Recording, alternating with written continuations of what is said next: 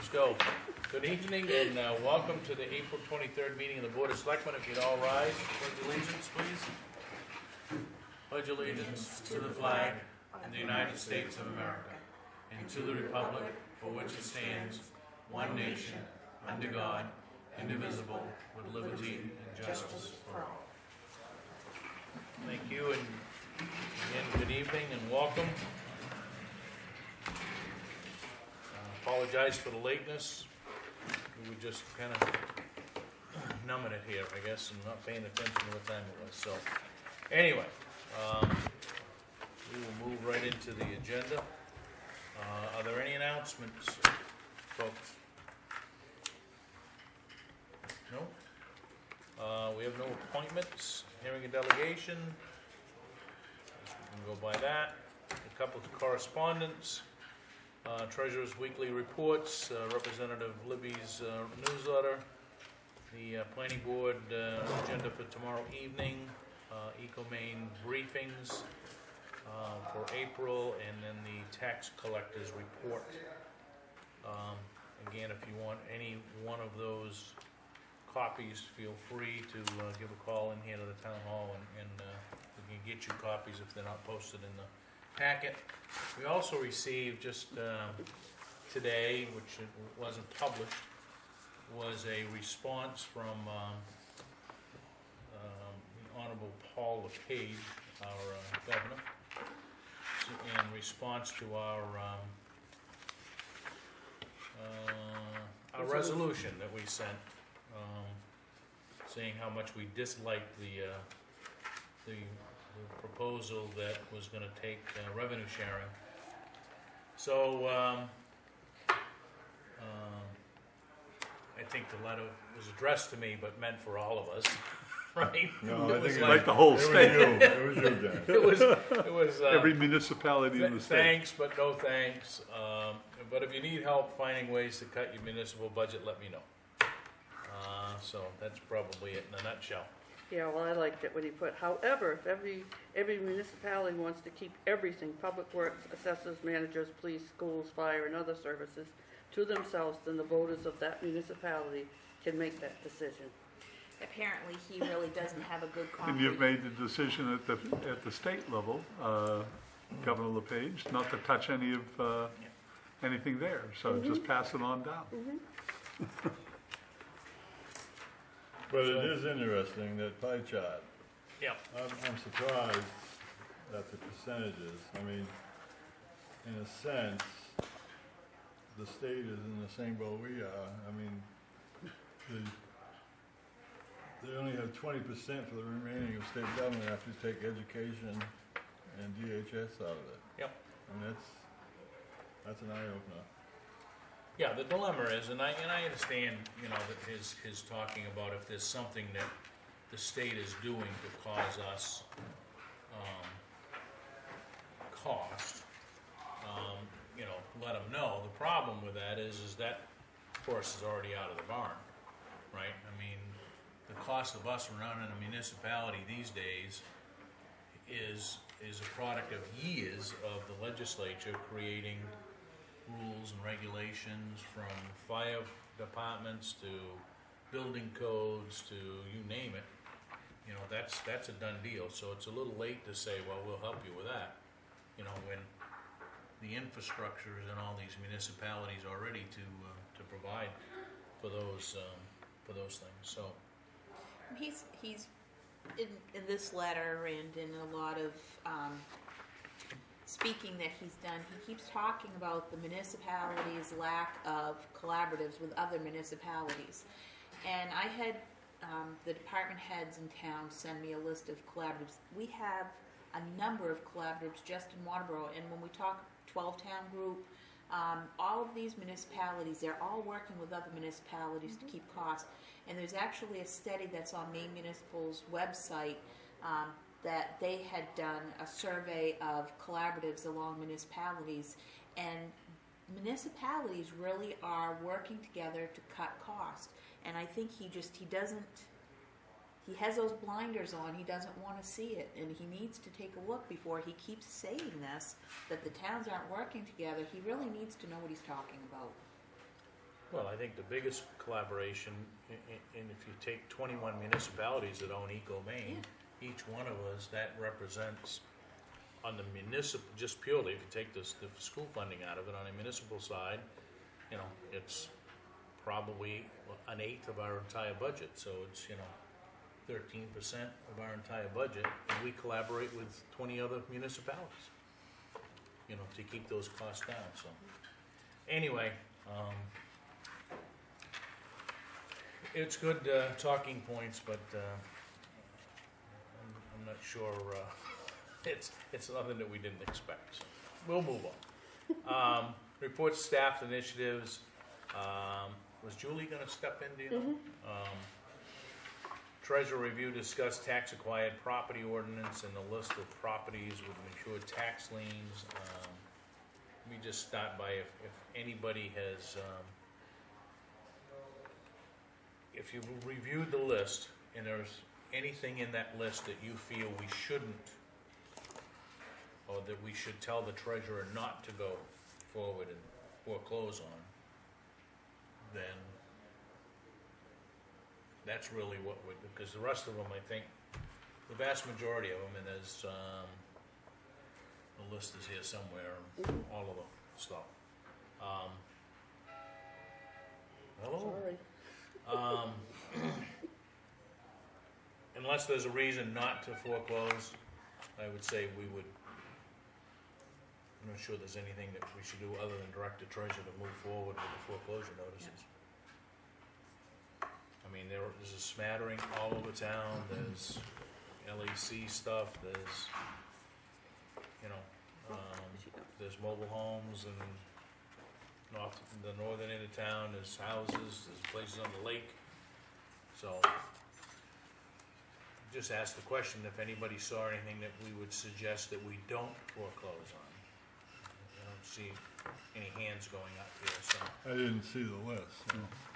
Well, we had two lists. There was Yeah. one list that had issues, and then there was the other list that you seemed to say was okay. Well, they're making, It's not a matter of being okay, it's that they've got premature, but you've got quite many pieces that's. there are a number of people that are making efforts to pay down their taxes. There's a number of what's left that either started to make some effort and stopped.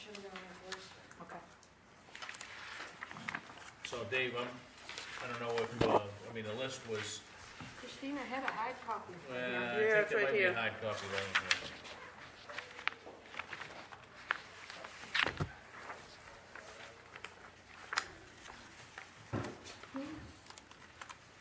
I think the real question that we'll have to wrestle with here a little bit is, if there's nothing there that we would ask Julie not to foreclose on. I don't necessarily see anything coming. You've had me foreclose on anybody because the date has gone by, making the determination now what you're gonna do with them. Right, so, yeah, the foreclosures are done, Right. right? So, what we need to do now is determine what are we gonna do, right? And I would suggest that in the case of the mobile homes, there is a section that we can deal specifically with the mobile homes, If they're even still there. okay? Or, and the rest of it, I say that we schedule at some point in time, we determine whether to take the stuff to auction. Now with there's quite a few lots in like Arrowhead, and I know the way that we've handled those in the past is we offered them to the abutters, and it seems like when we did that We can't last, do it with these. Yeah, Can't. we can't do it with the tax acquired stuff. The other stuff was stuff that we had come by for, in a whole host of different manners, but the tax title property, I think we have to initially make that effort, right? To sell, and then if that's not the case, then it would go to, Then we can the do the- default would go back, I think, where we could offer those to a butter. Is there any of these properties that are environmentally challenged? Well, I know for years we avoided foreclosing on a certain property because it was environmentally challenged, and was surprised to hear that representative from the DEP that were in here the other day saying they're gonna stop testing there because it would appear everything is okay, but, And there was a couple other parcels Yeah. in the past that we worked with the owners on. Yeah, there's none of them in this one. There's none of those in here now. We did not foreclose on them simply because of the environmental challenges. so my suggestion is that, and if you haven't had a chance to really digest the list, maybe Julie can just put together one spreadsheet that says, no, we don't need all the tax map stuff, just the bottom line, this is what they owe for how many years, this is the current owners, and we will use that to create the documentation that's gonna go out and saying if as of X date, we're going to a public auction with your property. Because there is one piece of property, and that's the Chase. That's valued at over $450,000. Yep. One of the questions I had was how many of these properties are vacant lots and how many have buildings on them? And if they do have a building, what's the condition of the building? I mean, do we want to foreclose if there's a dilapidated safety hazard of a building? Well, you've got one on, I think it's on 55 at the Roby's Way, and it says back in 2011 that the home was damaged and was vacated. And then there's another note that says the file is being hit for the son's supposed to be paying it, but the son hasn't been paying it. You know, trying to find every note that I can that's the history of these little monsters. Yeah, the only other question that I had is, there was a couple of notes that you said that there appears to be a different owner now that has not come through the assessing office to say that, Right, and I don't, that's the note that Lake Arrowhead had given us, gave it to Sharon, and unless they're under the summation like we've had before, that it was part of the closing fees and they've got it free and clear. That's happened a couple times since I've been here. And Nancy and I had spoke, there's a means of doing more due diligence, and we're gonna go that route tomorrow, because with that new thing that's in your townsman, we're supposed to go after each individually level name that's on them, and it's kinda hard when three parties on one deed that we're working with, she doesn't even know where her brother and sisters are. yeah, there's a number of them that are in the trailer park, for lack of a better definition, that are only buildings. Okay? Five of them. But you're right, there's stuff in Alpine Terrace, there's, Deerfield Drive, there's this particular one on East Shore Road. Some of these properties look like they're beautiful properties. Well, the East Shore Road is, the net worth is $452,000. That's the one I That's just what talked we've had about. it assessed at, so I would think that maybe somebody would say, hey, we ought to take care of this, but I'm not sure unless there's a push by the municipality to say, That particular property, to give you a little bit of history on it, Dayton's got the problems with them too, because she gave me a heads up on individual, but the original property, the property is deceased now, and I would say this has gotta be a daughter that's maybe got the land. I mean, there's $27,000 owed in Yeah. taxes, so, like I said, unless there's something that strikes somebody that we would suggest not to do something.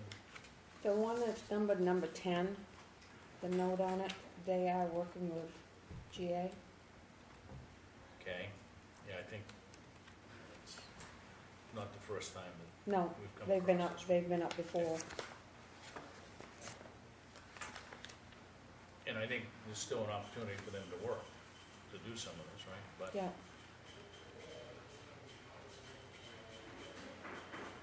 some of them are just land. You can imagine there's a lot up in Lake Arrowhead worth $83,000. I guess that's what we've got to assess that. It's a lakefront. which map is that one? Well, it's map 45, lot 001322.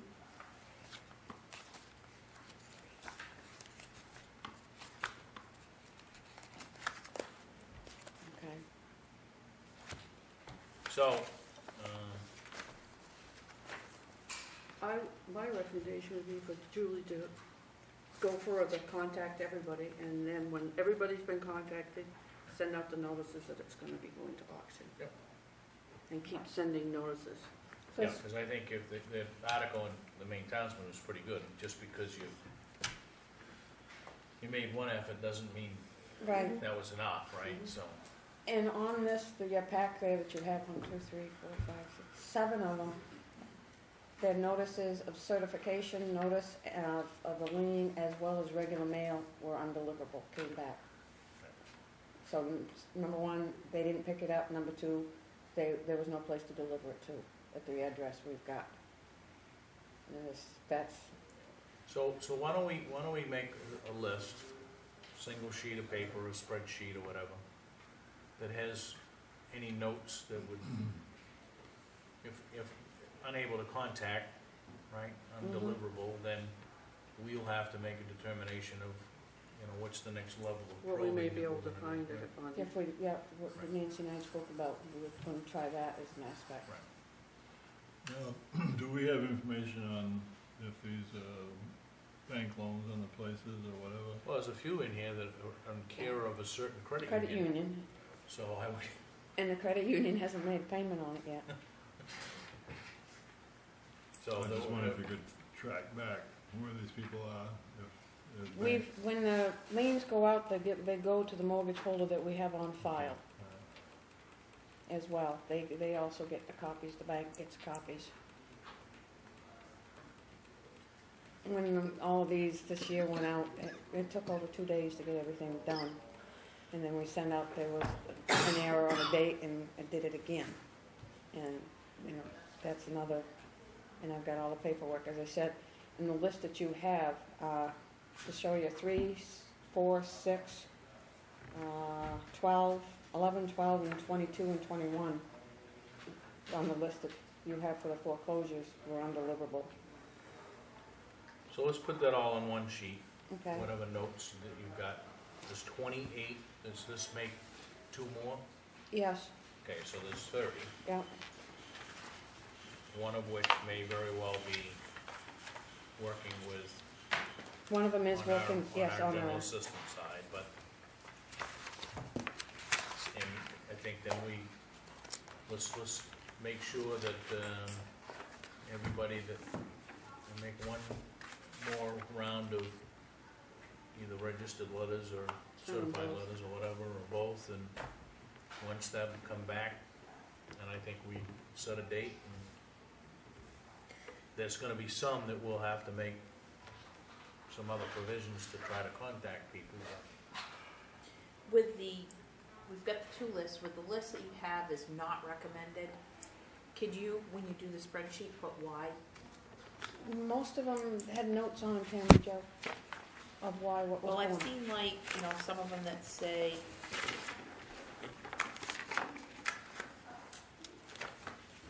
Okay, for instance, your number 2A, 2 brothers are stepping in and paying that, and they've been paying they're paying Yep. every month. 6A is bankruptcy, so we really can't touch that.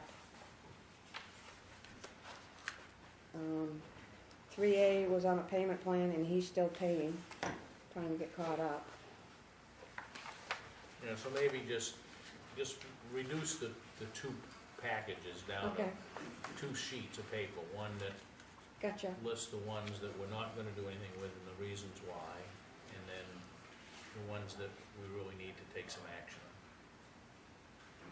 on. And it wouldn't hurt, I don't know, whether Jerry or Mark or somebody, if they're out and about, especially in the northern end of town where there's 5 or 6 of these, and find out if there's actually a Right, because you have mobile one home that, on that lot. right, there is one that, there is land involved, and it is a mobile home on it. well, this Jerry is would have where, pictures of them anyway. this is where it Yeah. would be handy if we had the password to get into the GIS, seeing as that's all current, and we could see if there's buildings on the lots.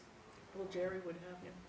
He has pictures The of maps, the building. we went But looking to see if these he wouldn't trailers, know if somebody took it off, right? What do they have to do to, They have to come in and get a permit to remove it. And we Googled USA, and unfortunately, 55 is right where it has stopped. They haven't updated it yet on Google USA. Well, the latest one would be the Maine Geographical Survey. That's the one that they were had up on the screen last night. That's as of 2012, so that's last summer that it was taken. Okay. I think maybe Tom can get you on how to look that up on the net. But, I mean, we would presume that everything, that somebody would do what's right, but I think some of these have been taken down too. I mean, they've been pieced out and We got it out in the stripped. strip. I can tell you one of the lots had already been sold at auction, and the people that bought it never paid taxes on it. All right, so if you can do that, just we'll follow up on it next week or 2 weeks, of whatever time frame, so that we know that we've made one more effort to contact everybody. By then, we'd just be able to get the letters out, because then you gotta wait to see if they come back. So maybe a couple of weeks from now, we get Okay. back together. And then Okay. keep Nancy abreast of what it was. She'll know because she was working on it together. Yeah, because if it's gonna go to auction, you really ought to let them know so they would have time if they have to. Yep. Okay, Yes, sir. thank you, Julie. Yep. All right, tax collector is next. I would presume that she is not coming in, although there's a report from here, all right? Town clerk, general assistants, any of those folks can? They were waiting to see when I came out, so who would you like? Which We're one's- ready for, Sharon's not here. Sharon's not here, so I guess it defaults now to, Yvette. Okay, thank you, folks, okay.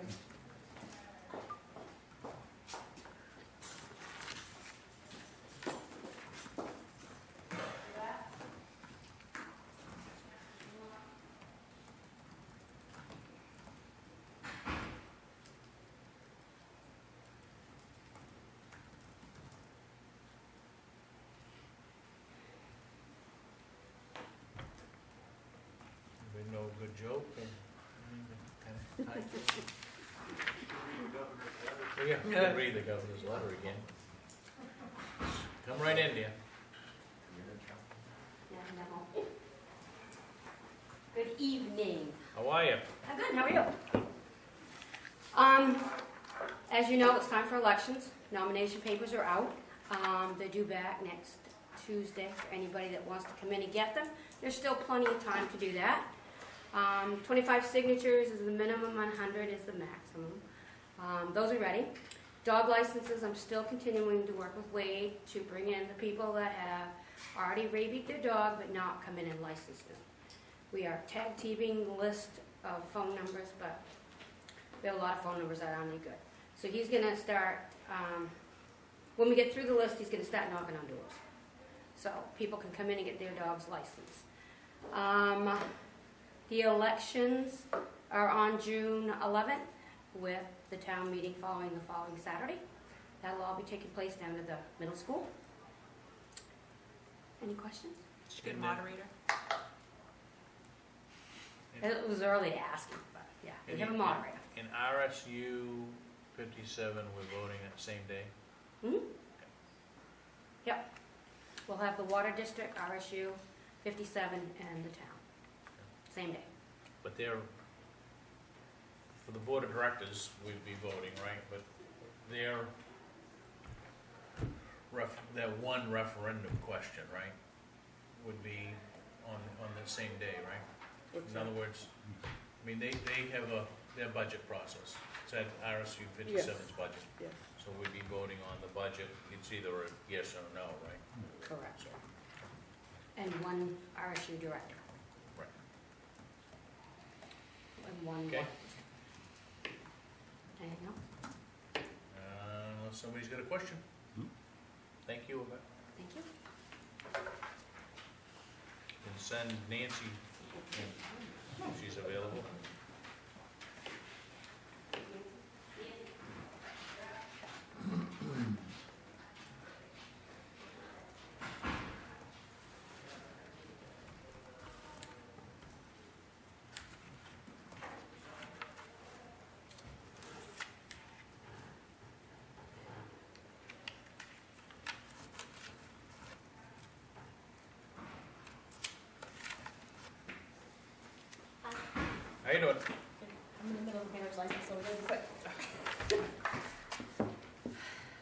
Nancy, General Assistance.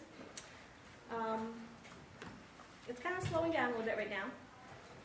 Last March we had like 13 cases, this March we only had 9, so it's dropping a little. And we've only got 3 months left to go in the budget for the year, and it looks like we're going to be about $10,000 less than last year in the budget as far as paying out. This month alone, we had 13 clients. 6 were for rent, 4 for CMP, 2 for oil, 3 for household personal. Some of them are in the same 2 different categories. So that doesn't really add up to anybody. So far this year, we have spent, not counting April, $45,550.32, and April's looking like maybe a $7,500 month. And I'm going to be out in May for a few weeks, and Donna from Alfred General Assistance is going to, has volunteered to take my clients for me, and she'll do the process, same process we do, and just send us the paperwork and the bill for whatever she approves. So that will take the load off anybody else that's already got multiple hats going on. So not too much to report unless you want a breakdown of how much is going out in each category. No, all I want to know is the state paying their reimbursement on time? That comes directly to Julie, and when I get my monthly reports, it usually does reflect it. So far, so good. All right. Okay, Anything any else? questions? Any other questions? The governor's going to have to send it directly to the hospital. Yeah. Thank you. You're welcome. If Brenda is going to come in, have her come in. I think she submitted a form. Oh, okay. I didn't see Yeah, I anything. think she did last week, wasn't it? Oh, it could have been Yeah. in last week. Yeah. All right, so moving along. Selectmen's reports. Kim Jo? Nothing this week. David?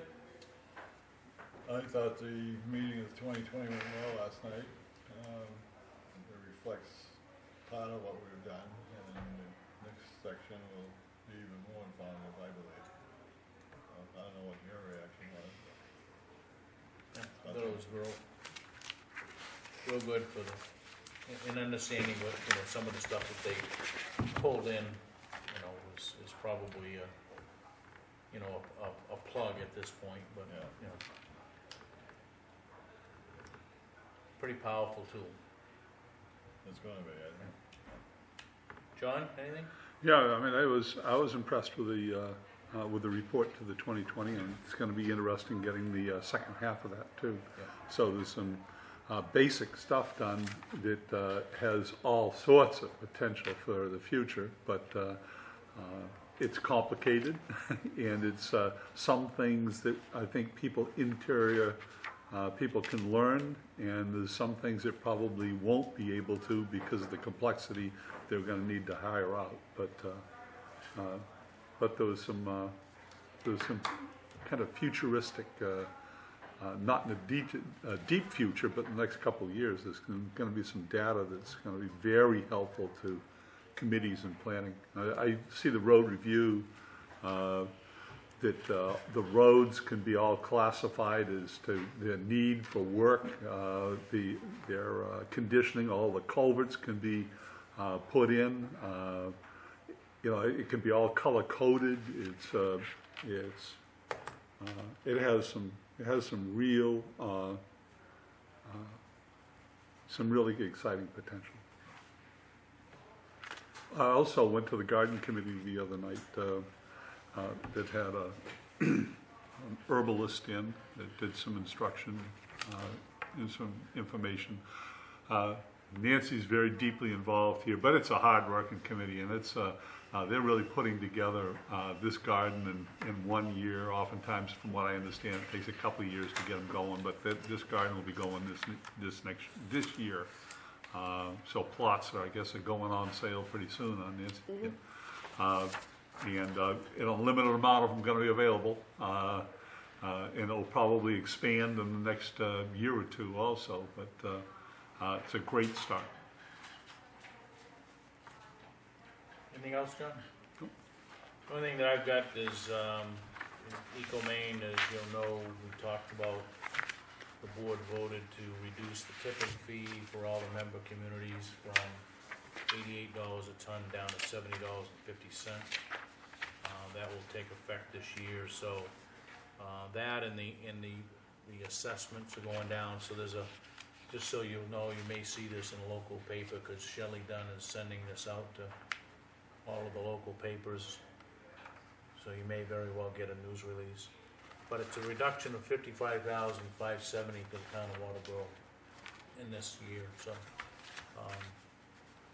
you know, the debt, the EcoMaine became debt-free in 2012, so I think the mood in there on the board of directors is to continue to pass some of that back to the communities. So you may read that locally somewhere. Nancy?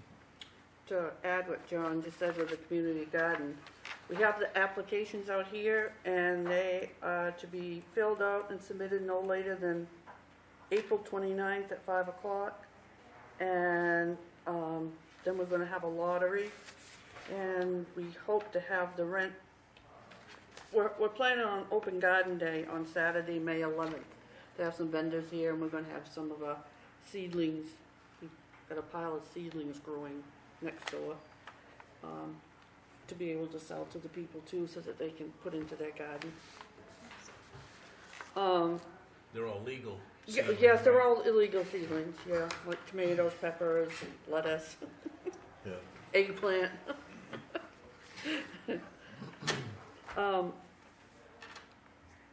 The warrant, I think it's completed after you have looked at it tonight. The budget,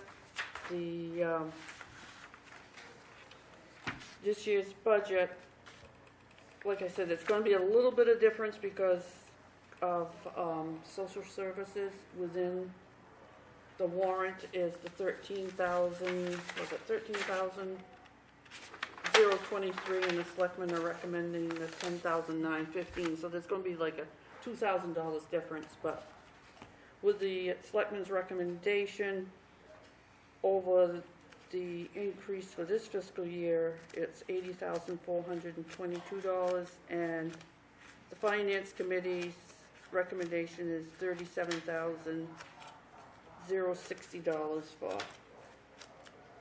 for over last fiscal year. Last fiscal year,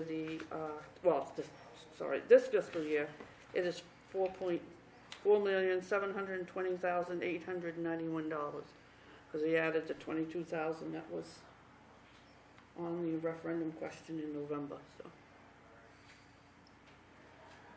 Okay. Anything else, Nancy? No. All right, moving along, let's go right into new business, and we'll talk about approval of the town meeting warrant, so what is the board's pleasure? The changes that have been going around for the past 2 weeks are done, correct? Yes, and yesterday I received the consensus of the finance committee. On that one? On that one, yes, and there was a difference. I had to add $6,300 to the health insurance on the transfer station because a new employee is taking, Yeah. and theirs is a 70-30 split. They pay 30%. I will move that we accept the warrant as printed here. Second. Any discussion? Sensing none, all those in favor? Opposed? Thank you. Good job, Nancy. Another year, Nancy. All right, discuss the, we have had a recent complaint on property damage. So it's on the agenda tonight. I'm not sure that, I just want to make sure that we have all of the parties' input if possible, so, but it's,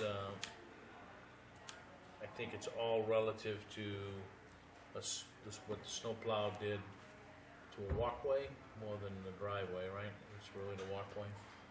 I know there's some pictures that have come through Selectman Littlefield took, and I think there's been some other activity today with at least measuring or identifying the center line of the road and where the damage occurred, so, what's your pleasure on where we go here? I think there's maybe a couple issues. One is the walkway, I understand may have been raised, and if it's brought right out to the road, it's one of those things that's gonna happen, because the plow's gonna come. I mean, there's usually a little bit of damage to people's lawns because of sand, and there's always a little bit there. And there, I would like to take care of the lawn and maybe do some replanting there and loaming and replanting. You're talking probably an hour's work, but the walkway, I think, is a whole different. That may be a whole different piece. I don't know if we want to get into that. So I'd like to ask Doug about that. You know, you've been down there, you've seen it, you've taken pictures, so I'm sure have some recommendations there.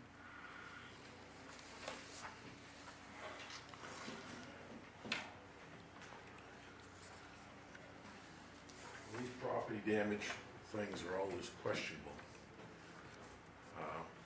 Yes, the walkway got ripped up. Was there private property damage? No, there wasn't. It's all well within the bounds of the right of way. So, you know, when we put a notice out every fall that says that any obstacles put in the right of way without consent of the town are subject to the owner's responsibility. People think that because they abut the road, they own to the pavement, which they do not. This is an ongoing thing that we have with many property owners. Some property owners understand it, some property owners don't understand it. And this is a case where this is a two-rod road. If I think Tammy has on her computer, and I showed you earlier, a picture of the road. We are going to go down there and remove the sand hump that is on Pearl Street on both sides, and it's significant. It's in front of this particular house, it's probably 6 or 8 inches high. And when they come out with their walkway, they went right over the top of this thing, so that the walkway is probably 6 inches higher than the existing pavement in the road. And if you go down there and repair the pavement, the next time the plow goes by, it's going to rip it right up again, because there's no opportunity.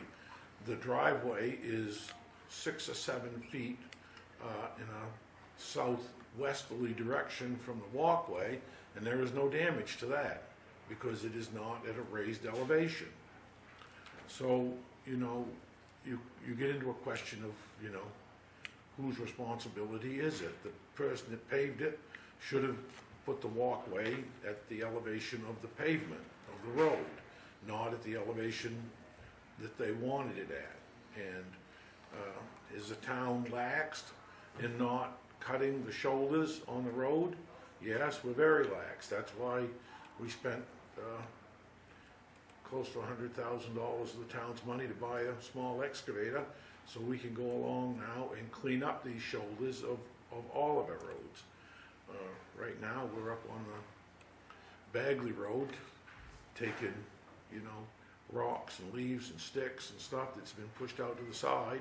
It's a dirt road, and you can't grade the road because every time you stick the blade out, you just bring junk back into the road, and that junk has to be removed. And it's the same thing that we've talked about on ditching throughout the town. And in Pearl Street, as well as several other small streets in town, more small streets and big streets, because they're in a more dense residential area, and you don't have ditches, and the sand just gets blown off to the side of the roads, and over years we didn't sweep the roads, and consequently the sand lays there and it builds up every year, and that's what's happened here. And the sand needs to be removed, and after the sand is removed, which I can assure you I can almost guarantee you that you're gonna have many unpleasant phone calls when we start going down through and taking the shoulder off the road, because people are gonna say, you're destroying my lawn.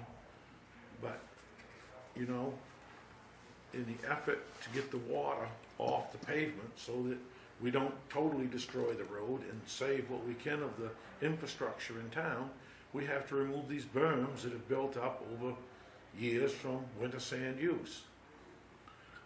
That's exactly what's happened here. We've built up a ridge or a berm of winter sand. They paved over the top of it, the plow ripped it up, no question about it. But to go in there and repair it without cutting the shoulder down first is a waste of everybody's money. And to your comment, John, I think we've got to be very careful when we start talking about reseeding these areas, because we're going to spend a fortune reseeding property that people say, well, I put a lawn out there. Yes, you did put a lawn out there, but you put it out into the town right away. So we're going to take that up and we're going to gravel a shoulder in. Then they're going to expect us to come along and loom and seed their shoulder for them, which we're trying not to do. So we have to be careful when we say that, because it just ends up, we're going to spend a fortune rebuilding lawns that are actually within the bounds of the town right away. I don't know if that helps you understand it or not. Yeah, I would hate to set a precedent of repairing items that may have been damaged, but it is in the right of way, town right of way. I just don't think it's a good precedent to take on that burden. I agree where it's in the right of way, but I look at this picture here, and this up in here isn't the right of way. This right down here maybe, and you clear off the sand, and maybe you got grass automatically is going to grow there without any kind of replanting. But up in here, I don't know if this damage up in here was done without the. Tammy has a photo that shows So this up in here is not the right of way. This down in here is. So if you the took right of way, the right of way is back to about here, John.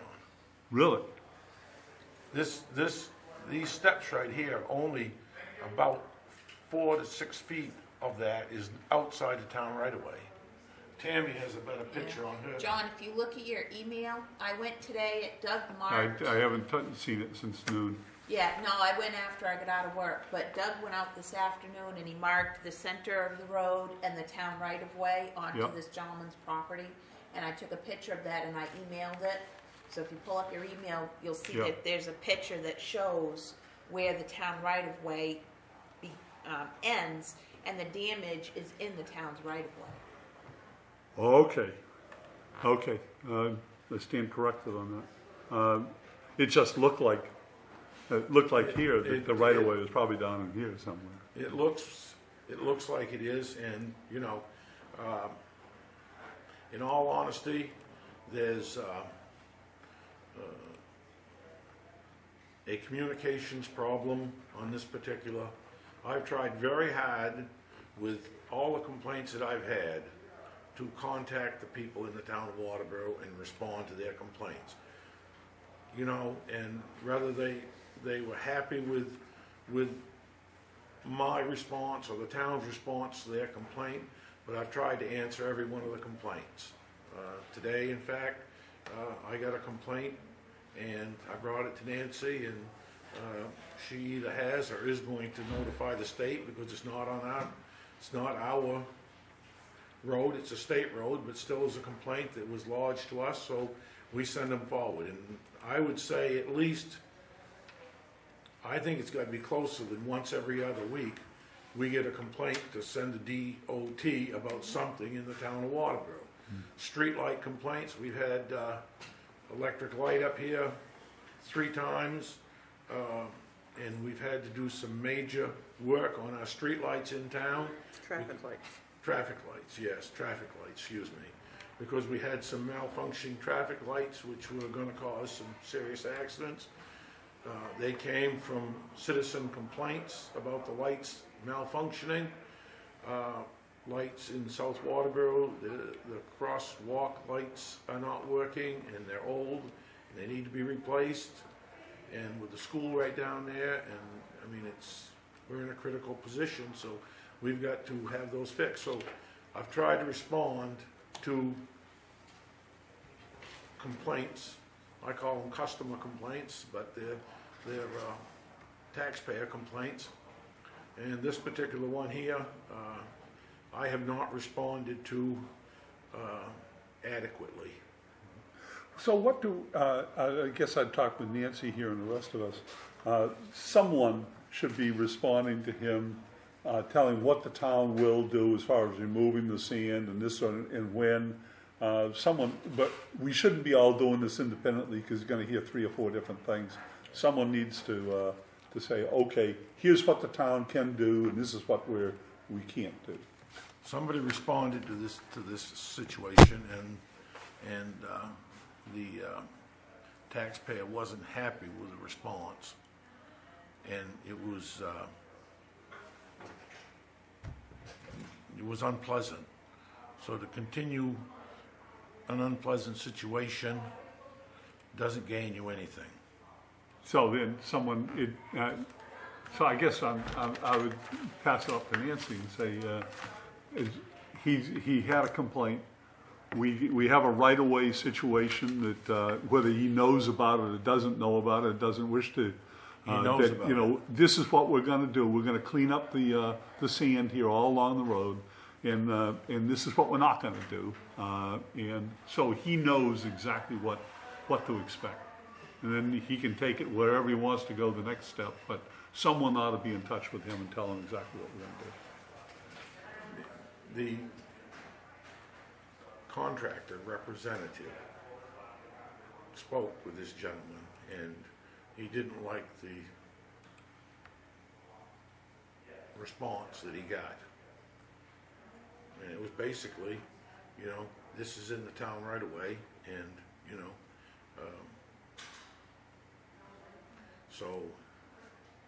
and that was not me, okay? I don't handle contractor complaints. They're handled by somebody else. So,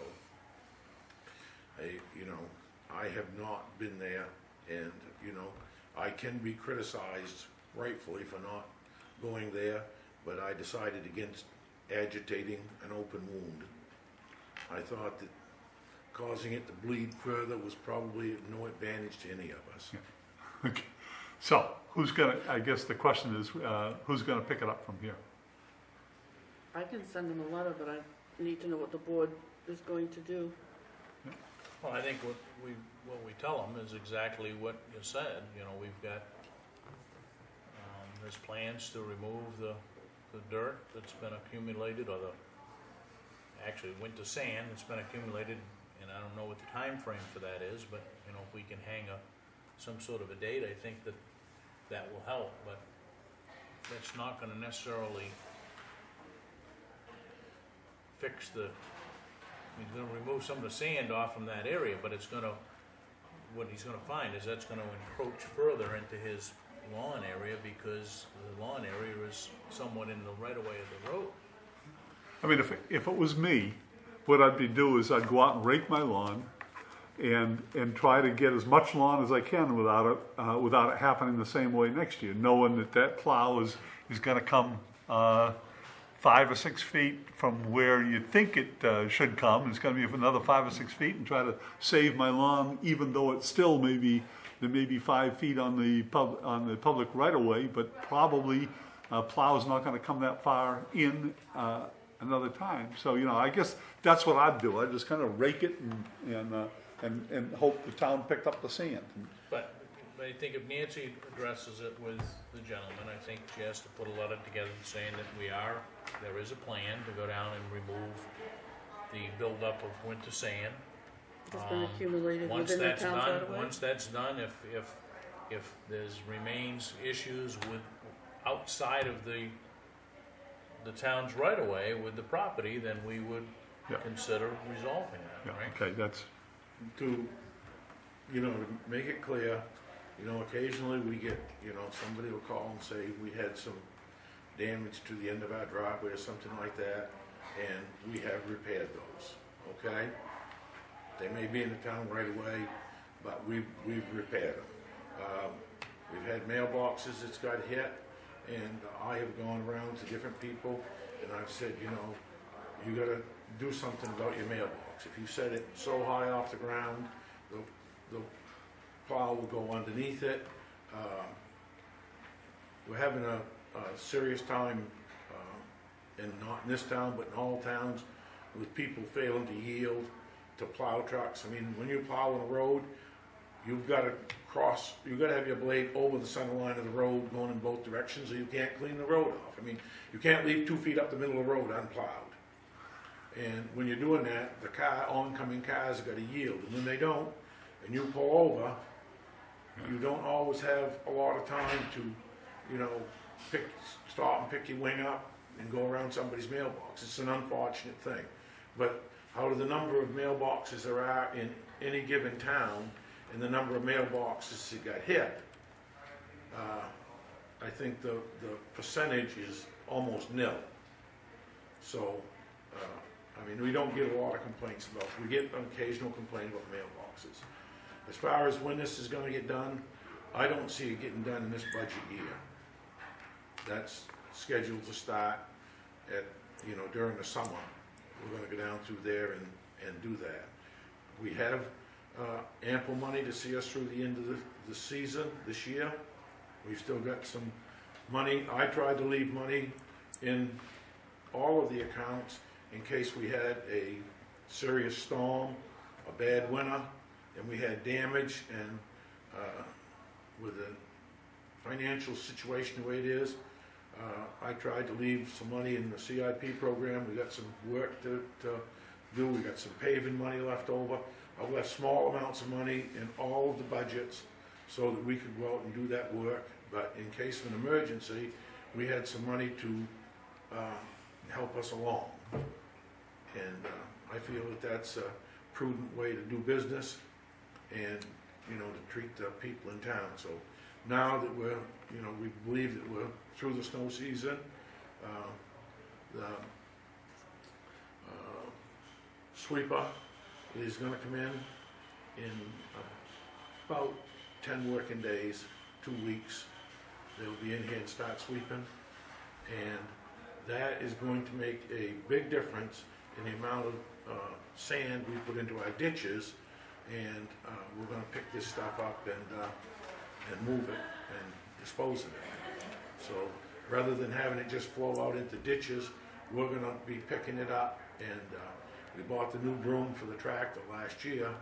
We bought that new tractor, so as we do work on the roads, we can sweep up our own mess behind us, and hopefully that'll make things cleaner and neater. We're going to buy a water tank. I was going to build one, but they make a corrugated plastic tank, and we can't begin to build them for what we can buy one of these for, so that when we're out doing work on the roads, we can water the roads before we sweep them to keep dust down, to try to keep people from, you know, having, when their windows are open and we're cleaning up the end of the day, we can take a truck and water before we sweep, and hopefully we won't have people with breathing problems being subject to dust from because the dust on the road is very fine. So, any other questions? Did I answer about that, the problem on Pearl Street? I think so. Yep. Out of curiosity, what is the height for a mailbox dug so the plow's not going to be knocking? I'm not sure, David. You know, there, believe it or not, there is a height. And one thing that I hear all the time, I hear it every time that the mailbox gets hit, is the United States Postal Service said I have to put that mailbox there. And my reply to that is, when the United States Post Office starts paying for the plowing, the sanding, and the maintenance on this road, then they can tell you where to put your mailbox. Until then, you have no right to put it anywhere other than on your property. I mean, people set it out in the road, and they say, well, they got to be able to get to it. where does our responsibility lie? Do we have to build a turnout for every mailbox in town? I don't think so. I That think would that's. be nice. What's that? That would be nice. It would be very nice, and I'd be more than happy to do it if the town was willing to accept the cost. I had one other, Well, maybe you could do that in consolidation with another town, as Kevin O'Speed suggested.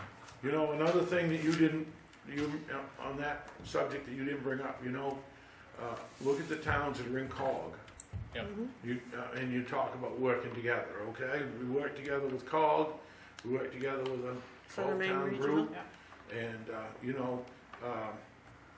I had, a little while ago, the road commissioner from Rockland called up and wanted,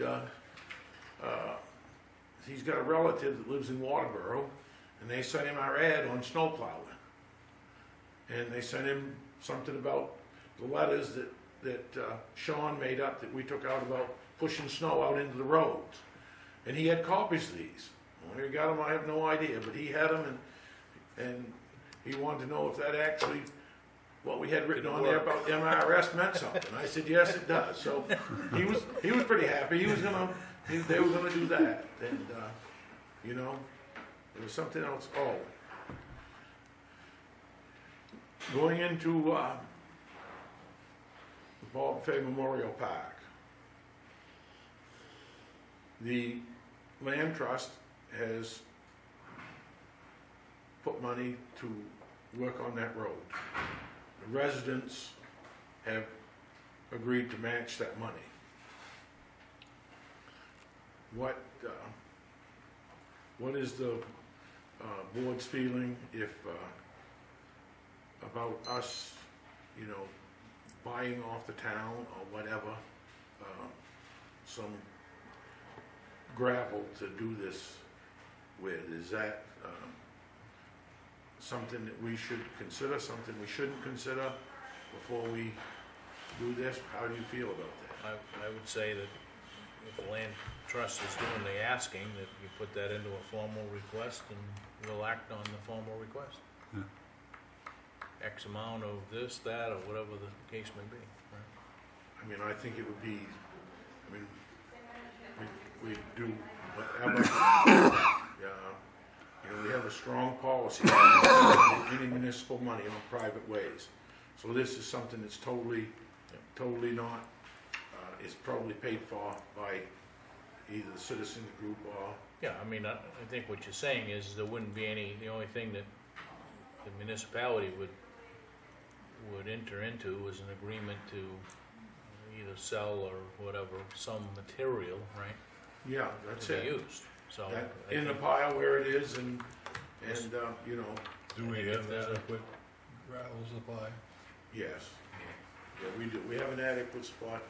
We also, in case, there's several hundred yards down there that several previous boards agreed that we crushed as Fogle Incorporated for the local cemeteries to use. The town said we will